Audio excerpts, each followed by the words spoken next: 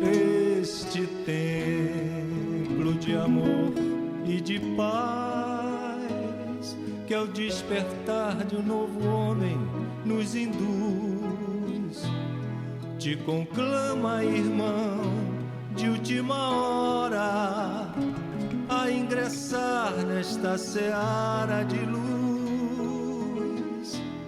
Te conclama, irmão, de última hora. Muito boa noite.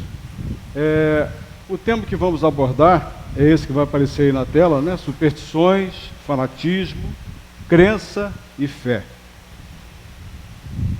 O pensamento do homem, né, sempre foi meio envolto em mágica, em superstição. Então, o pensamento mágico, supersticioso do homem, ele é uma marca, né, da mente humana de todos os tempos. E o ser humano, ele sempre cultivou esse fascínio pelo espiritual, pelo oculto, né?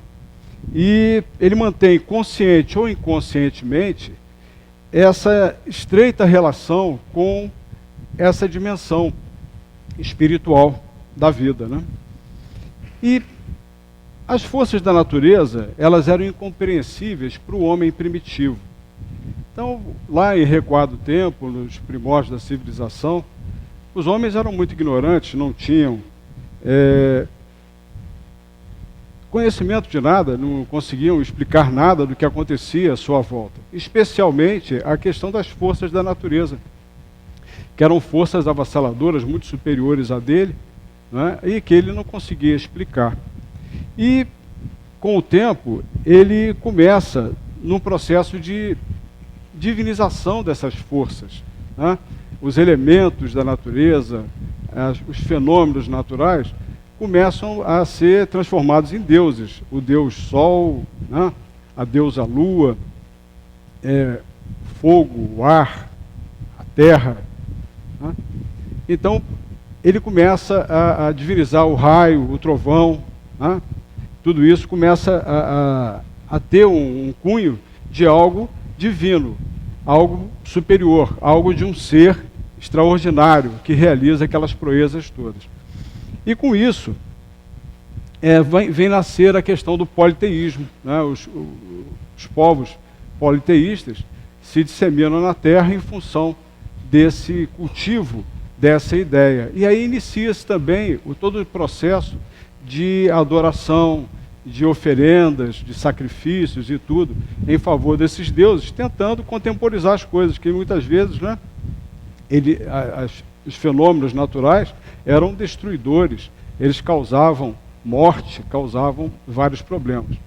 Então se tentava ali, né, acalmar realmente essas forças dominantes para poder tentar fazer um meio de campo, né, e alcançar uma simpatia, uma proteção dessas forças. Então, esse misticismo impera e vem da margem justamente a questão das superstições. E as superstições têm aí essa imagem, né, de um ocultismo, de alguma coisa misteriosa, alguma coisa que não se conhece, mas que atua, que é atuante, né, e que para o homem primitivo, a gente está falando do homem primitivo, mas a gente vai ver que ainda existe muita superstição, né, que passou e varou os tempos. Aí a gente vai mostrar a questão dessa orientação que a gente tem, que todo mundo, né, já ouviu falar isso, e você não pode passar embaixo de uma escada, que dá azar. De onde será que vem essa ideia, né? Isso vem de muito tempo atrás, vem do Egito Antigo, há 5.000 anos atrás. Porque notem que a forma, né, da escada com a parede, isso aqui forma um triângulo. E esse triângulo, para o povo egípcio, era uma figura sagrada, o triângulo. O triângulo representava a trindade, né? A trindade dos deuses egípcios. Então era uma profanação você atravessar uma imagem sagrada como a questão do triângulo. Então essa origem vem lá de trás. Você vê como que varou os tempos isso, né? E veio até hoje. E a gente realmente, quando vê uma escada, se estiver na calçada, você às vezes passa até por fora, né? Para evitar você não vai querer passar por baixo da escada. Então, é uma das explicações para isso. Uma outra questão é o problema do espelho quebrado, né? Como é que vem, de onde vem esse negócio? Existe um método, um processo de adivinhação chamado, vou até ler aqui, captromancia. Eu nunca tinha visto essa palavra. Mas é um processo, uma arte de adivinhação através dos espelhos, né, de adivinhação que se faz. E que era comum na Grécia Antiga. E aí, a gente sabe que os romanos, eles, colonizaram, eles dominaram, conquistaram lá toda a área que pertencia à Grécia Antiga. Mas, na verdade, eles foram dominados pela cultura grega. Então, muita coisa que existia na Grécia, em termos da sua filosofia, da sua cultura, mesmo a questão das superstições, isso passou para os romanos. Só que os romanos fizeram uma adaptação com relação a isso aí, porque a questão da imagem refletida no espelho, eles colocavam o espelho assim, dentro d'água, e a pessoa era levada a observar a sua imagem, e se ela tivesse meio distorcida, não tivesse lá muito clara, era um sinal de risco de morte. Entendeu? Que a pessoa estava passando. E aí eles adaptaram isso para que se o espelho tivesse quebrado, né, se fosse a imagem refletida no espelho quebrado, você teria aí 7 anos de azar, né? Então, quer dizer, eles fizeram uma adaptação, já não seria mais morte. Então eles trouxeram isso para o mundo cristão, né, por força justamente dos romanos naquela época. No século VI, a gente vai ver aqui uma outra situação. Aí uma outra imagem ali, aí essa questão desse espirro aí, que pela madrugada, né? Um espirro desse aí, ninguém pode estar nem perto, nem na direção. No século VI, houve uma peste que se abateu sobre a Itália e que morria muita gente, muitas mortes e tudo, e que ela tinha como sintoma uns espirros assim fortes e crônicos, né?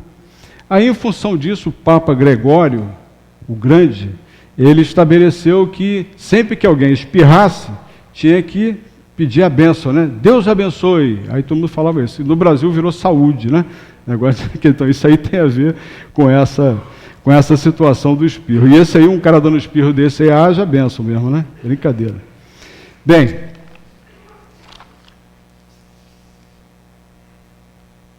aí vem a questão desse número, né? Número 13. Vamos até voltar aqui um pouquinho a imagem, que está passando muito rápido. Mas o número 13, né? O número 13... Vamos voltar aqui. O número 13.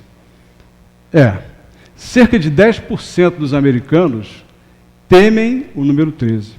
A tal ponto, meus amigos, que tem muitos prédios nos Estados Unidos, que não tem o 13º andar lá.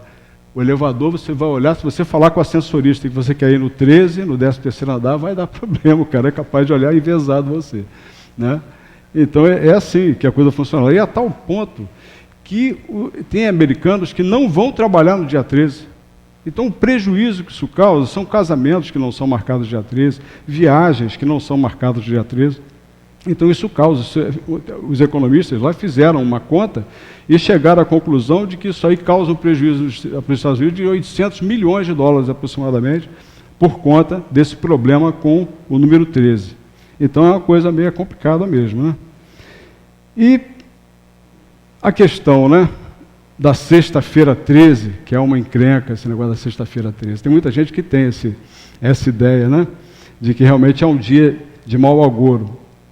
Se a gente for considerar a última, né, sexta-feira 13 aí, do mês passado, a coisa foi meio complicada. Aquilo parece até que foi meio montado, já programado, para causar também mais esse impacto por parte daqueles fanáticos loucos lá que fizeram aquela loucura.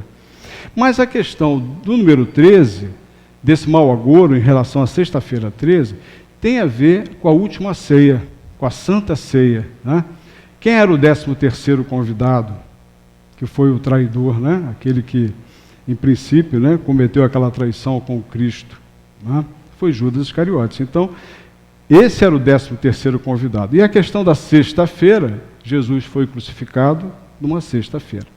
Então, são histórias, são situações que a história coloca e que marcam, né, a humanidade no sentido da formação e da manutenção, sustentação desse pensamento com relação à questão desse número, dessa sexta-feira 13, como se diz, né?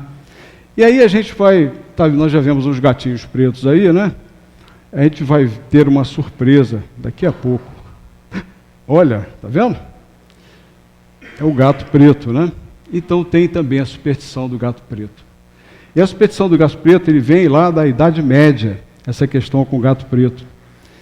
Porque se dependesse dos egípcios, até no Egito o gato era um animal sagrado, né? Ele era venerado, era quase um deus, né?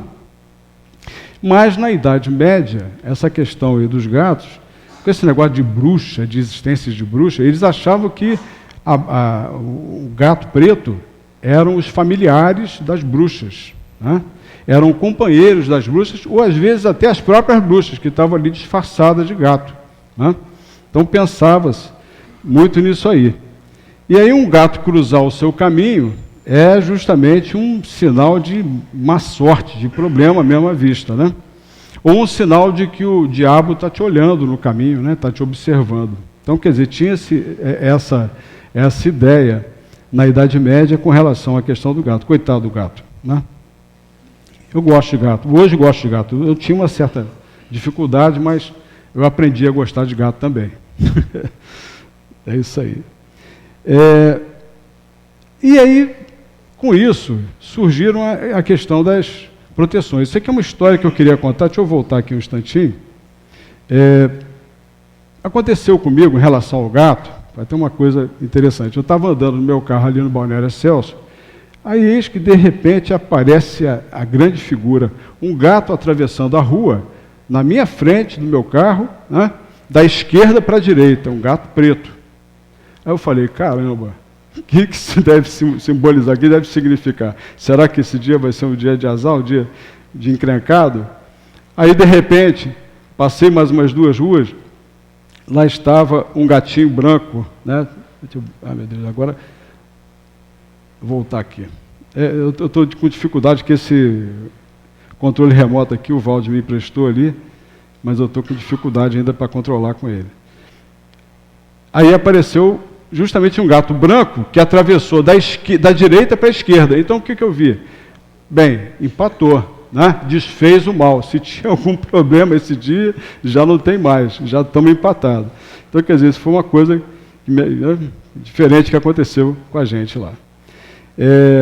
Bem, a questão é que, para resolver esse problema do azar, desses problemas todos que a gente está trazendo, que a superstição, né, construiu, e é uma construção arquimilenar, que a gente vê que isso é coisa que é antiga, que vem de longe, né, essas histórias. Então existem as questões, o homem criou, lógico, amuletos, né, simpatia, talismãs, para poder, né, na porte de um determinado objeto, de um determinado patuazinho, você está liberado, você está mais protegido.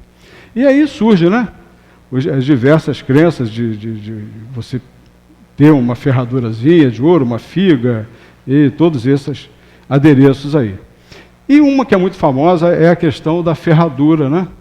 A ferradura vem de longe também.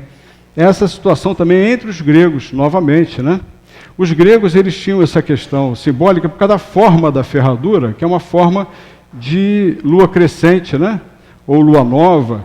Então, quer dizer, tem uma forma assim, que representa a fertilidade. Era a época, né, até do cultivo e tudo, da colheita que se fazia. Então, por conta dessa relação com a própria agricultura, com questões assim que representavam a sobrevivência, né, da comunidade e a fertilidade, isso aí, então, passou a ser considerada a ferradura até tanto pela sua forma, quanto ela ser constituída de ferro. Eles acreditavam que o ferro também, esse material, né, ele também trazia sorte, conferia sorte. Então, é uma situação também que os gregos, né, se aculturaram, os romanos aculturaram, né, se aculturaram da Grécia, né, dessa superstição da Grécia, e acabaram passando isso para o mundo cristão também. E aí vem o nosso coelho aí, também uma outra situação aí de talismã, que é um pé de coelho. Só que o pé de coelho não é qualquer pé de coelho. O negócio do pé de coelho tem um certo detalhe, né? Primeiro que não é qualquer coelho morto. Tem que ser um coelho morto com tiro. Ou seja, ele tem que estar longe, você tem que dar um tiro nele e acertar onde ele estiver. Então já tem esse complicador. Tem um outro complicador com a questão do coelho, que tem que ser um pé esquerdo, não pode ser qualquer outro pé. Tem que ser a patinha dele tem que ser a pata esquerda, não pode ser direita, tem que ser a pata esquerda. E o outro é que tem que ser caçado na sexta-feira 13. Então aí fica, quer dizer, sorte do coelho, né? Sorte do coelho, pelo menos essa sorte ele tem. Ele vai perder a pata dele, vai ser perseguido, mas ele tem essa sorte que na sexta-feira 13 o cara sair para caçar, não vai ser, né? De repente não é muito interessante, não é muito comum. Vamos prosseguir então, meus irmãos. Aí para mais esse aí, que é o trevo de 4 folhas, o famoso trevo de 4 folhas, né?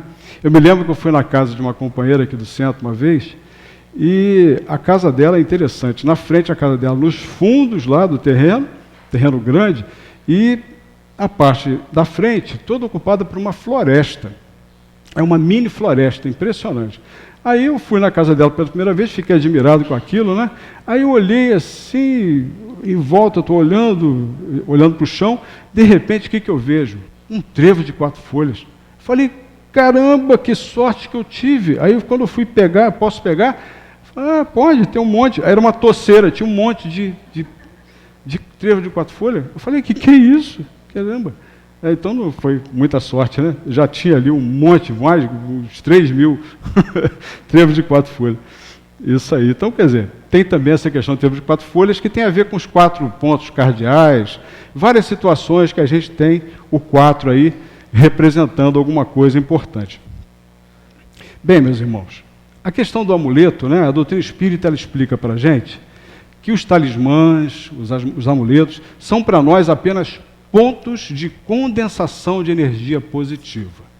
Aí eu vou lembrar também uma ocasião, um companheiro nosso contou para minha esposa, e ela me contou essa história, que ele, trabalhando em ornamentação de igreja, ele cuida, um dos trabalhos que ele tem é essa atividade, né, tem uma empresa que faz isso, e ele então, na igreja lá, fazendo os tafazeres dele, ele tinha que passar às vezes por trás do altar. E quando ele passava, com mediunidade, né, uma sensibilidade mediúnica, quando ele fazia esse trânsito por trás do altar, ele sentia algo assim diferente, uma energia, uma vibração ali por trás do altar. Então, o que representa isso? É justamente essa projeção do pensamento, né, na direção das orações, muitas vezes focada, às vezes numa imagem, focada naquela representação de ícones ali, e aquilo ficava impregnado, vamos dizer assim, daquelas intenções, daquelas vibrações, daqueles fluidos, aquilo ficava ali de alguma forma impregnado, e ele se apercebeu disso. Então, é isso, é a questão do pensamento, na verdade, o que importa. É a questão da nossa sintonia, o que vai realmente representar e vai ser importante com relação a isso. É que, em verdade, são nossos pensamentos no bem, nossas atitudes morais que irão realmente nos proteger. Então, a nossa proteção ela está com relação a essa sintonia, com relação a esses propósitos mais profundos que nós projetamos, que nós, digamos assim, guardamos em nós. Aí vamos entrar agora no fanatismo, vamos falar um pouco sobre o fanatismo. Tem essa frase aí que a gente trouxe, não sabemos a autoria, eu acho que eu li isso num artigo de uma portuguesa, uma repórter portuguesa. E ela falou isso, todo fanático está demasiado seguro da sua verdade para tolerar a verdade dos outros. Não é?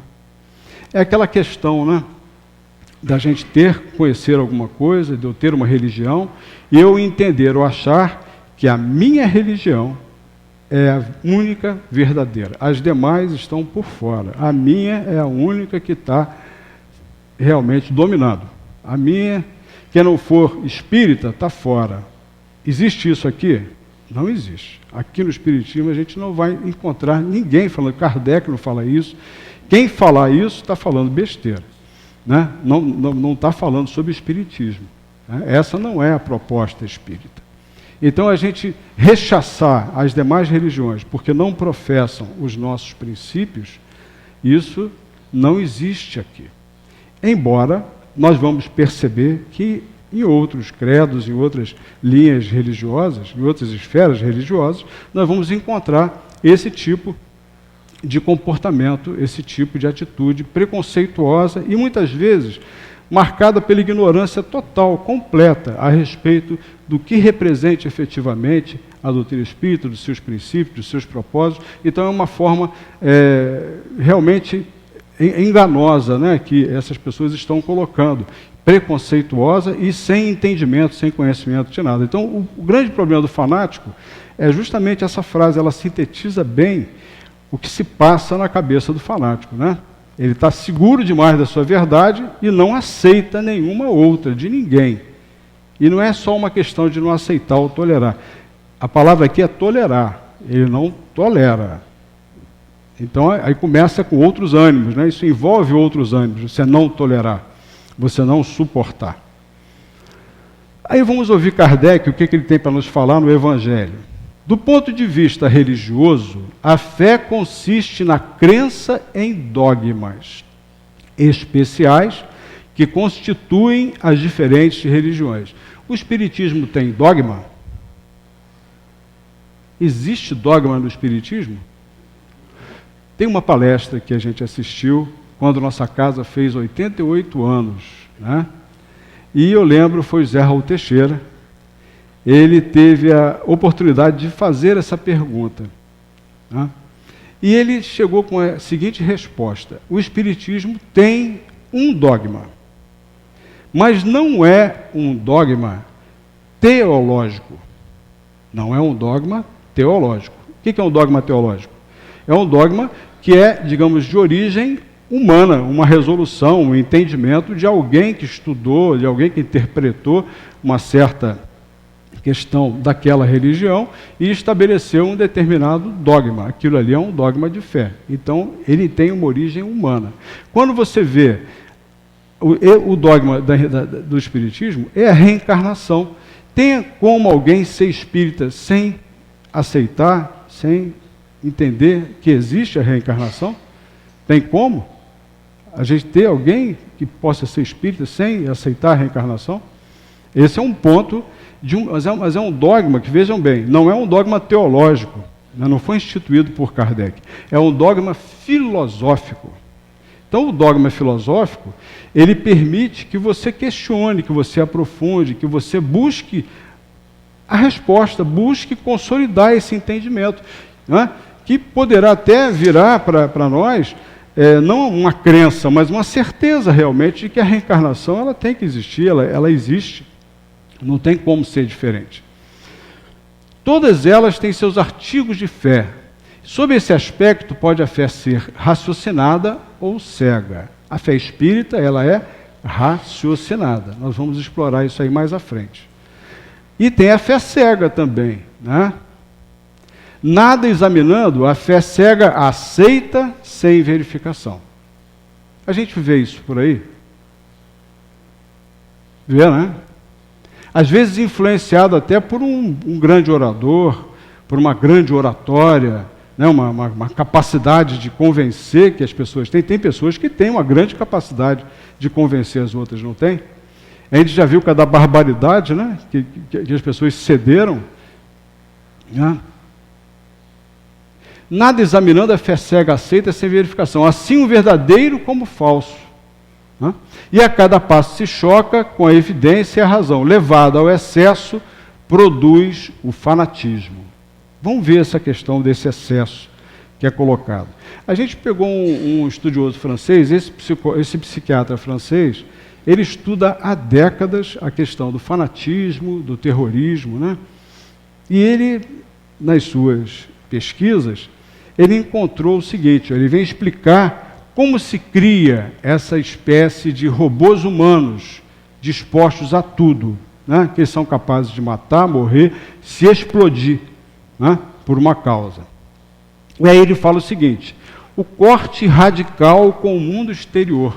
Quer dizer, essas pessoas, quando estão sendo, digamos, doutrinadas, preparadas para cumprirem esse papel, elas são, digamos, ficam reclusas, elas ficam afastadas, isoladas do convívio com as outras pessoas, né? Ocorre, então, nesse momento, a exaltação de um ideal, né?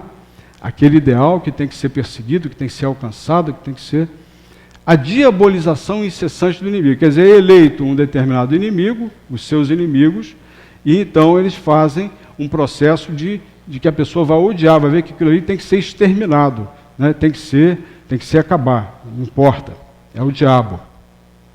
A glorificação do sacrifício por uma causa. Então a gente vê que esses pontos aqui, a exaltação de um ideal que a gente até grifou, a diabolização incessante do inimigo, a glorificação do sacrifício por uma causa, que aí tem aquele negócio das virgens, não sei quantas virgens que ele vai, né, ter lá no paraíso e tal, aí tem aquela situação que é colocada. Isso é o quê?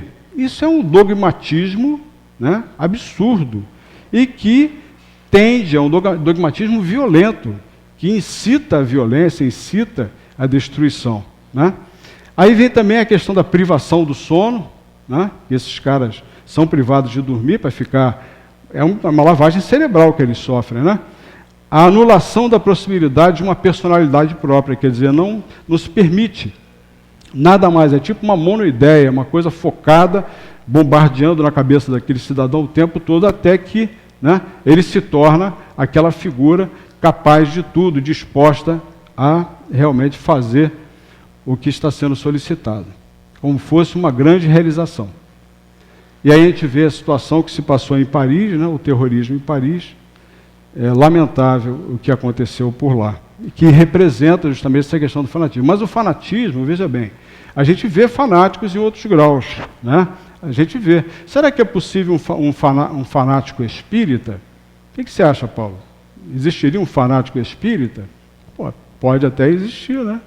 Pode até existir, mas se a gente for olhar a doutrina com sinceridade, né, com honestidade, a gente vê que não tem motivo, não tem realmente ali nenhum arrazoado para isso. É realmente um problema, às vezes, da pessoa, né? A gente vê, junto-se a essas questões todas que esse Jacques Coutreau, ele falou, uma personalidade paranoica, né, uma personalidade violenta, megalomaníaca, o cara está pronto, digamos assim, tem o perfil certinho para se enquadrar nisso que está aí, né? Aí nós vamos entrar na questão da crença e da fé. Bem, meus amigos, inicialmente a gente tem que fazer uma distinção entre crença e fé. Existe uma distinção importante entre crença e fé. Enquanto a fé é resultado da atividade interior da pessoa, em pensamento ou sentimento, a crença é a submissão a algo que se aceita como verdadeiro, independentemente de sê-lo ou não.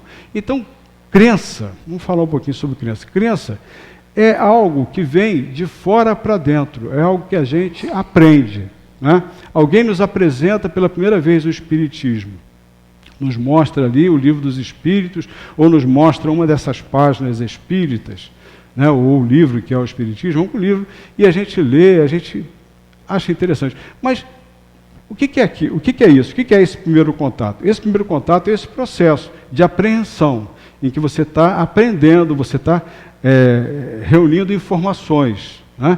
Então, a questão da fé já é um outro momento, porque a fé ela se expressa de dentro para fora. Ela se dá de um movimento diferente, porque é um processo que acontece dentro da criatura, é uma resolução da criatura em pegar essa crença, né, que, digamos, está sendo passada para ela formar a sua convicção e, digamos, passar a vivenciar essa crença. Então, a vivência da crença, né, que é uma atitude que a nossa é pessoal, é individual, que vai suscitar, digamos, a manifestação da fé, que é essa fé, vem de fides, do latim, né? E fides quer dizer o quê? Fides é fidelidade. Então, ter fé é a gente manifestar essa sintonia, né, interna com aquilo que a gente crê, com aquilo que a gente acredita, com aquilo que a gente tem como crença, né, que a gente adotou como crença. A doutrina espírita tem uma filosofia formidável. Então, a gente que vai estudando, a gente que vai se afeiçoando a essa filosofia, a gente vai se apropriando de uma série de conceitos, de uma série de princípios, e de repente eu vejo, puxa vida, isso aqui é para mim, isso aqui é algo válido para eu aplicar na minha vida, isso é algo importante para mim. Então eu elejo essa filosofia como a minha ética de vida, a ética que eu vou adotar para a minha vida, para nortear as minhas ações. E o que é eu vivenciar essa ética? É justamente a questão moral. Aí a diferença entre ética e moral. A moral é a prática da ética, é a ética colocada em prática. Então, para a gente traçar mais ou menos um preâmbulo para a gente começar a discutir sobre esse assunto aí. A questão da fé cega, né? A gente falou dos egípcios, e os egípcios tinham uma situação lá, de um daqueles sacerdotes egípcios, ele chegou e falou um dia, concluiu, né, nas suas elucubrações, concluiu que o sol, ao se pôr, ele ia para debaixo da terra. E então, ele fazia o que por baixo da terra? Onde estava lá o inferno. Então ele ardia no inferno, até no outro dia ele poder nascer e voltar a iluminar, né, o mundo, a iluminar tudo. Então, com essa colocação, as pessoas passaram a entender que o inferno ficava embaixo da terra. Quer dizer, era uma questão de uma revelação, digamos, que pessoal, vejam bem como é que são essas revelações, uma revelação que ele colocou e que todo mundo, digamos, aceitou, às vezes pela autoridade que aquela criatura tinha dentro daquele grupo, né? Então estabelece uma fé cega que as pessoas aceitam sem questionar. E aí, com isso, tem aquela questão que nós já falamos anteriormente, a superstição, né, que vai se formando em função disso aí tudo, desses mistérios, a questão das revelações, que foram muitas, está sempre havendo revelação, inclusive de ordem pessoal, e a formação da crença, aquilo que vai se consolidando numa religião, para poder ir formando realmente o corpo de uma religião. E com isso, os dogmas teológicos que vão sendo inseridos, dando essa conotação aí que muitas vezes é complicada e para nós realmente não dá para a gente aceitar. Aí a questão da fé cega, a gente vê que a fé cega ela promove muito essa questão de uma falta de ocupação com aquilo que se acredita, porque você não tem uma compreensão clara, uma compreensão mais abrangente daquilo que você tem como crença. O Espiritismo ele nos leva a um aprofundamento, né, inimaginável, porque são tantas e tantas questões que são abordadas dentro do Espiritismo, então a gente vai longe, o nosso pensamento, o nosso estudo avança imensamente, mas no caso da fé cega, daquele que não questiona, daquele que aceita tudo sem perguntar, sem querer se aprofundar, a superficialidade em relação aos conceitos, né, de fé, a falta de conhecimento, a questão de uma insegurança, quer dizer, qualquer variação, qualquer coisa que não esteja funcionando, ele de repente abandona aquela fé ou não permanece mais. E a questão do sectarismo, né? A questão de você ter a posse da verdade e os demais estão, digamos, fora, apartados da condição até de salvação, de tudo mais como a gente ouve por aí. Aí tem esse Erich Fromm aqui, é um psicanalista alemão, ele fala o seguinte, ó, a fé irracional é a submissão a determinada coisa que se aceita como verdadeira, independentemente de sê-lo ou não. O elemento essencial em toda fé irracional é seu caráter passivo, seja seu objeto um ídolo, um líder ou uma ideologia. Quer dizer, é um processo passivo, é um processo que você aceita, que é o outro que está dizendo e eu aceito, eu acolho. O outro fala, eu acolho. O Espiritismo não é assim. Nós estamos aqui nessa oportunidade falando para vocês, colocando alguns conceitos, algumas reflexões, mas todo mundo aqui é livre para fazer a sua busca, para tirar as suas conclusões, para até não concordar com o que a gente está falando e buscar um outro entendimento, né? Não há nada imposto, não há nada colocado goela abaixo, né? Ou obrigado, quer dizer, obrigar a quem quer que seja a seguir aquilo que a gente está colocando. Então esse caráter passivo aqui não existe. Preconizar alguém a fé cega sobre um ponto de crença é se confessar impotente para demonstrar que está com a razão, esse Kardec falando. Quer dizer, alguém está dizendo para acreditar em algo que você não... Mas como é que é isso? E não tem explicação? Isso, quer dizer, a pessoa está se confessando que é impotente para explicar aquilo, para mostrar realmente que ela tem razão em relação àquilo. Crer é transitório, que a gente vai ouvir Joana de Ângeles, né? Espírito falando através de Valdo. Crer é transitório, saber é para a eternidade. Quer dizer, a gente não pode ficar só no nível da crença, a gente precisa de um aprofundamento. Aí vem aquela diferença que nós estamos falando entre crença e fé, que a gente vai ver um pouco mais para frente. Quem tem fé, sabe. Quem tem crença pode saber ou apenas pensa que sabe. A fé não se transmite, é experiência total, pessoal, totalmente pessoal, um sentimento intransferível, já a crença pode ser ensinada. A gente vai lembrar de uma ocasião aqui mesmo, no centro, nós tivemos a visita de um dentista, não sei se de Niterói, não sei, ele falando aqui para a gente que no consultório dele, na antessala, ele espírita, ele sempre deixava uma revista espírita, uns folhetos, as folhinhas que a gente recebe nas reuniões, né? Ele deixava lá na antessala dele. E tinha, pacientes, né, de várias religiões. E uma vez um paciente dele, evangélico, teve a oportunidade de conversar com ele e falar: doutor, eu estou vendo que o senhor é espírita, né? Eu vi lá umas revistas e tal. Eu falei: sou espírita, sim. Aí, mas, vem cá, eu posso fazer uma pergunta para o senhor? Pode. Me diz uma coisa, o espírita acredita em Deus? Aí ele falou que ele ficou pensando assim. Aí ele resolveu responder para ele, né? Olha, o espírita não acredita em Deus. Ele falou: tipo assim, né? Eu sabia. Eu não acredito, não. Ele tem certeza de Deus. O espírita tem certeza de Deus. Então, a gente está vendo aqui, né? Quem tem fé, sabe. Né? Quem tem crença pode saber ou apenas pensa que sabe. Então, acreditar em Deus é muito pouco. A gente precisa passar desse nível, né? É realmente a gente ter certeza absoluta, né, da existência de Deus. Né? Aí a gente supera isso aqui. Agora, a fé não se transmite, ela é uma experiência totalmente pessoal. A fé não adianta, a gente pode ensinar uma crença para alguém, mas a fé, isso a gente não ensina, não passa para ninguém, porque é uma vivência nossa, pessoal, individual, que cada um vai ter a sua. Né? Quando uma revelação não é compreendida é porque não se transformou em fé, ela permanece como crença. Então, muitas vezes, esse aprofundamento não é possível em algumas religiões, porque ela está repleta de dogmas, né, e são impenetráveis.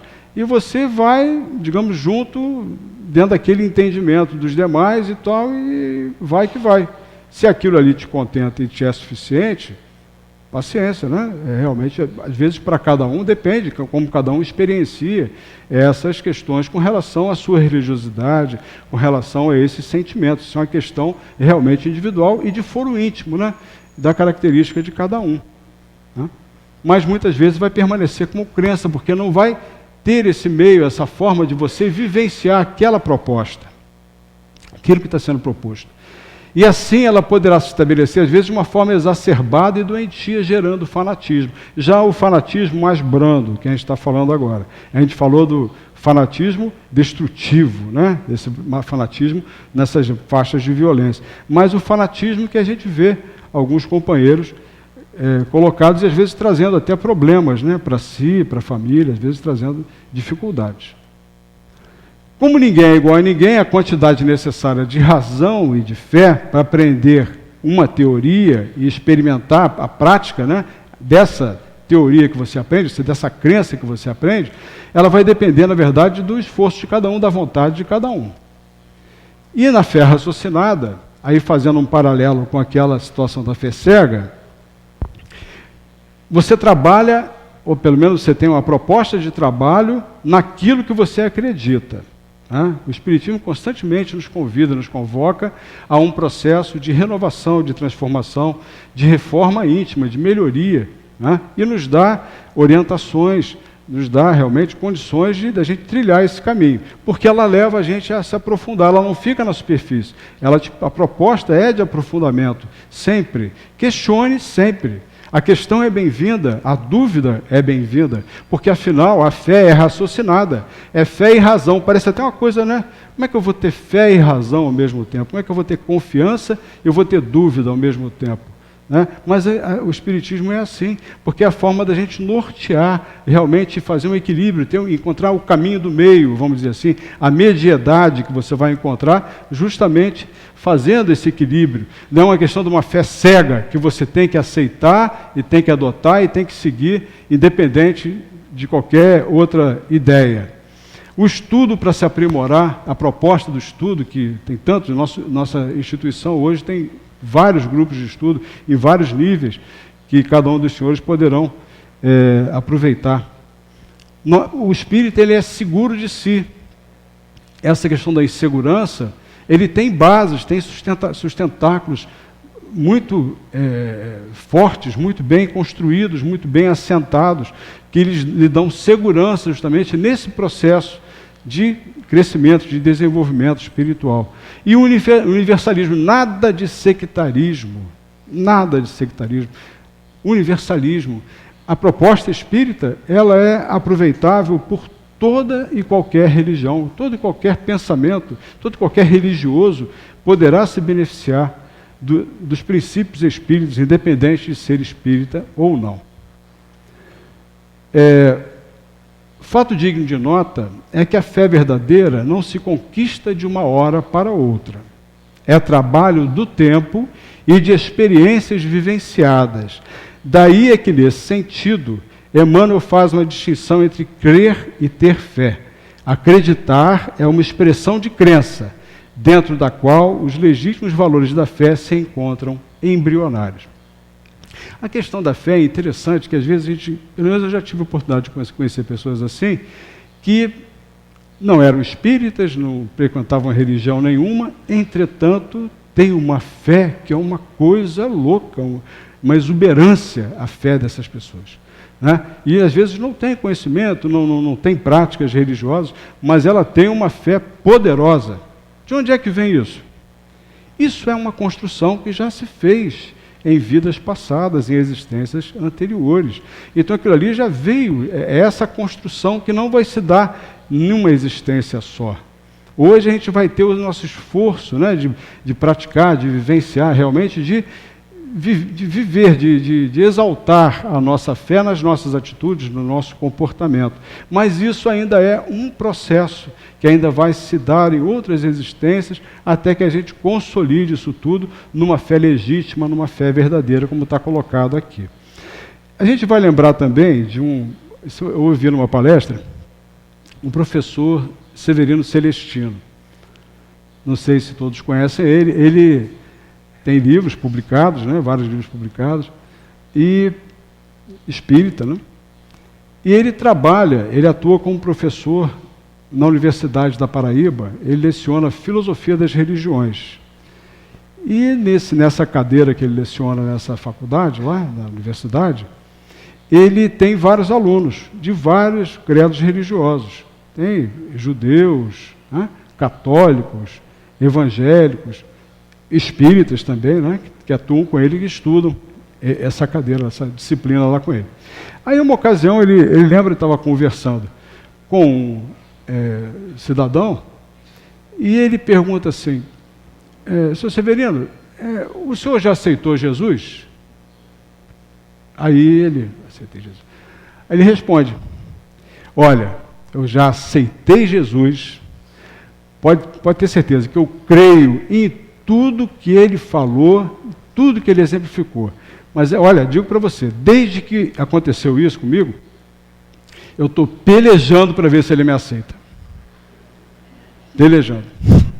Então a gente vê, né, você vê a resposta que ele deu.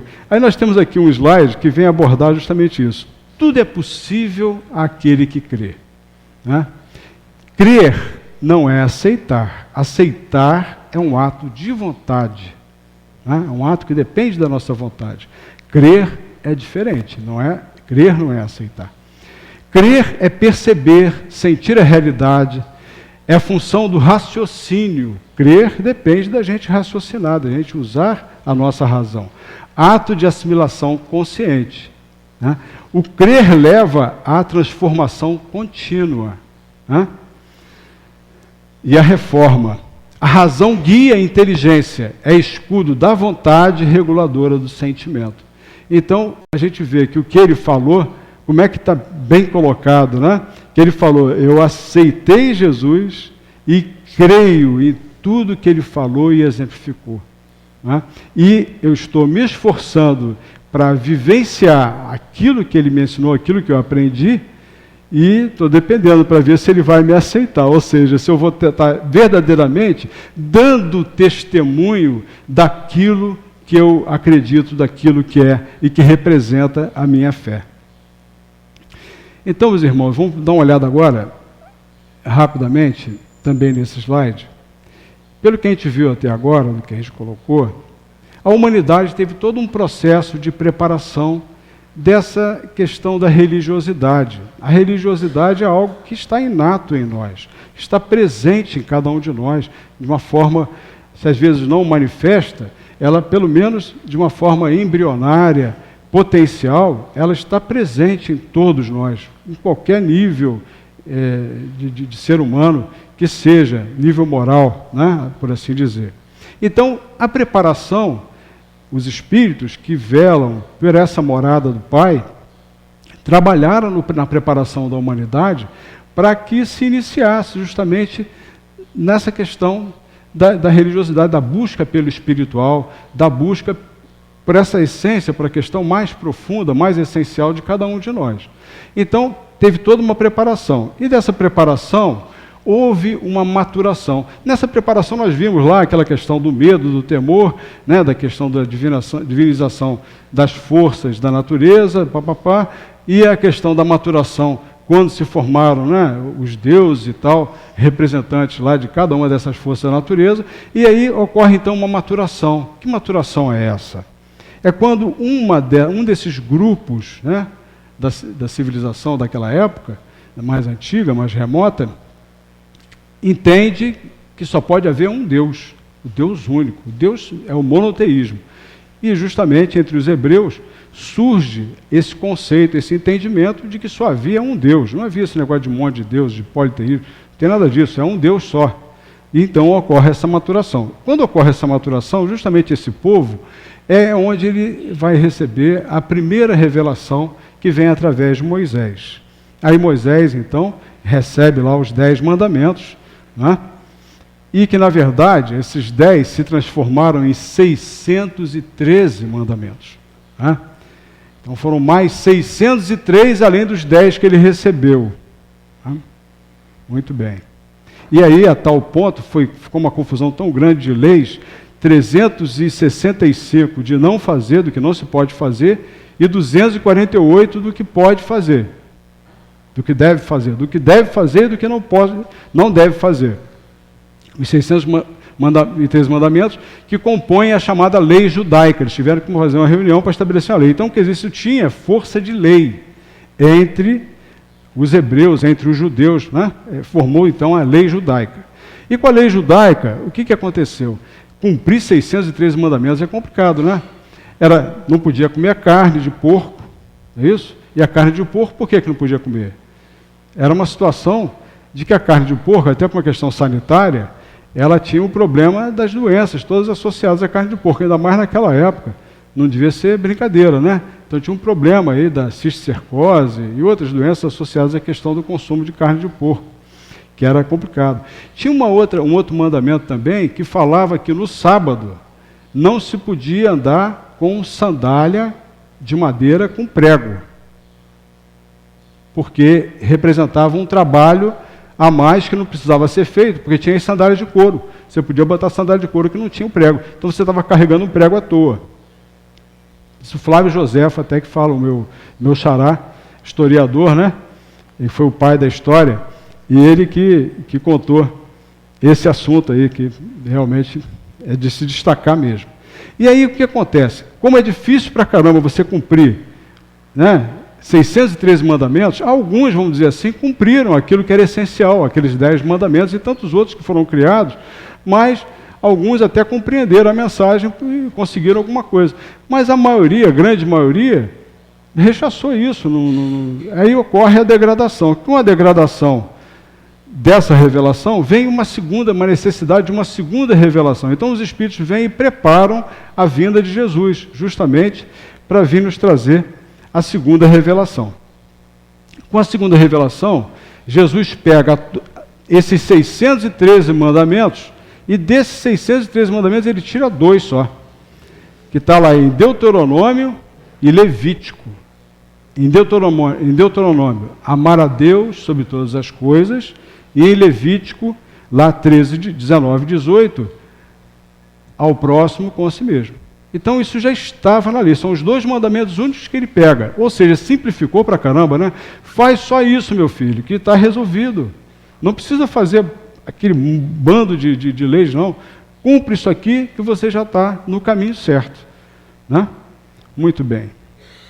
E aí, ainda assim, mesmo com 2 mandamentos só, o que acontece? A degradação. Novamente, ninguém cumpre, ninguém ouve, ninguém pratica aquilo que Jesus exemplificou, aquilo que ele ensinou, e vem novamente a degradação dessa revelação também de Jesus. E se faz necessário justamente uma terceira revelação, que é justamente a revelação espírita, né? Que os Espíritos vieram trazer. E eles simplificaram, mas de uma forma absurda. Olha, não tem nem mais 2 mandamentos não, agora é uma palavra só. Uma palavra. Uma só palavra. Pratica, vive plenamente essa palavra. E que palavra é essa? Caridade. Né? Caridade.